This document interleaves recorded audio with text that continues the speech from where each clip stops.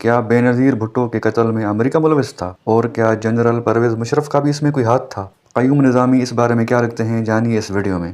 قیوم نظامی کی کتاب آزادی سے غلامی تک، پاکستان امریکہ بنتے بگڑتے تعلقات، باب نمبر 14 بےنظیر کے قتل میں امریکی کردار، صفحہ نمبر 199 سے 206 میں لکھا ہے کہ بےنظیر نے اپنے دوسرے دور اقتدار 1993 سے 96 میں شمالی کوریا سے میزائل ٹیکنالوجی حاصل کر کے پاکستان کے دفاع کو ناقابل تسخیر بنا دیا تھا۔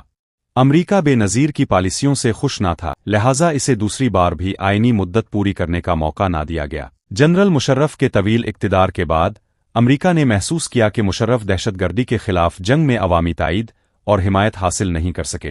اس کا خیال تھا کہ بےنظیر اگر پاکستان واپس آ جائے تو وہ جنگ کو فیصلہ کن مرحلے تک پہنچانے کے لیے عوامی تعاون حاصل کر سکیں گی۔ امریکہ نے اپنے لانگ ٹرم مفادات کے لیے مشرف اور بےنظیر کے درمیان ڈیل کرا دی۔ امریکہ کے نامور صحافی ران سسکن نے اپنی کتاب دی وے آف دی ورلڈ میں بےنظیر کی پاکستان واپسی اور امریکی کردار کے بارے میں چشم کشا انکشافات کیے ہیں۔ اس کے مطابق محترمہ بےنظیر بھٹو امریکہ، لندن، دبئی یا پاکستان میں جہاں بھی ہوتی تھیں، امریکی خفیہ ایجنسیاں ان کا ٹیلی فون مسلسل ٹیپ کر رہی تھیں۔ ان کی وہ کال بھی سنی گئی جس میں انہوں نے اپنے بیٹے بلاول سے گفتگو کی تھی اور اسے خفیہ اکاؤنٹس کی تفصیلات بتائیں۔ امریکہ کی national security agency Benazir Bhutto کی انکشاف انگیز گفتگو کا ایک خزانہ جمع کر چکی تھی۔ معلومات کا یہ خزانہ امریکہ کو اپنے خفیہ اور بے رحم کھیل کو زیادہ مؤثر انداز میں کھیلنے کے لیے مددگار ثابت ہوا۔ ران سسکن لکھتا ہے کہ بےنظیر کو یقین تھا کہ امریکہ ان کے حمایت میں ہے۔ بےنظیر بھٹو کو خیال تھا کہ امریکی پاکستان میں جمہوریت لا کر اپنی اشتہار بازی کرنا چاہتے ہیں۔ امریکہ نے بےنظیر کو کہا کہ مشرف نے یقین دلایا ہے کہ وہ اب کی حفاظت کو یقینی بنائے گا۔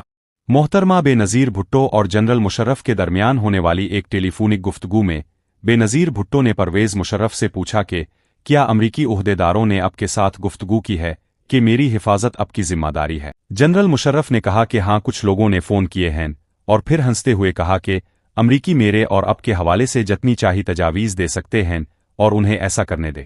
جنرل مشرف نے فون کال کا اختتام ایک تنبیہ سے کیا کہ تمہیں ایک چیز سمجھ لینی چاہیے، تمہاری حفاظت کا انحصار ہمارے تعلقات کی نوعیت پر ہے۔ جنرل مشرف کو علم تھا کہ جب امریکی رہنماؤں کو طاقت اور اصولوں میں سے ایک کا انتخاب کرنا ہوگا تو وہ طاقت کو ترجیح دیں گے اور اصولوں کی پرواہ نہیں کریں گے۔ امریکی وزیر خارجہ کونڈو لیزا رائس اور نائب وزیر خارجہ رچرڈ باؤچر دونوں نے بےنظیر بھٹو کی ضمانت دی تھی کہ ان کی جان کی حفاظت کی جائے گی، مگر بعد میں ان امریکی وعدوں اور ضمانت کی طرف کسی نے توجہ تک نہ دی۔ بےنظیر بھٹو کو شک تھا کہ امریکہ اسے جمہوری چیمپئن نہیں سمجھتا، بلکہ جنرل مشرف کو سہارا دینے کے لیے اس کی حیثیت کو استعمال کرنا چاہتا ہے۔ جنرل مشرف نے امریکی وزارت خارجہ کو یقین دلایا کہ بےنظیر کی حفاظت کوئی مسئلہ نہ ہوگی۔ ہزاروں فوجیوں اور پولیس افسران کو کراچی میں بےنظیر بھٹو کی واپسی پر تعینات کیا جائے گا۔ امریکہ مشرف کی یقین دہانی کو قبول کر چکا تھا، لیکن بےنظیر بھٹو کو مشرف پر بھروسہ نہ تھا۔ بےنظیر چاہتی تھیں کہ امریکہ کی سیکیورٹی کے معاملے میں کروائی گئی یقین دہانی کے مطابق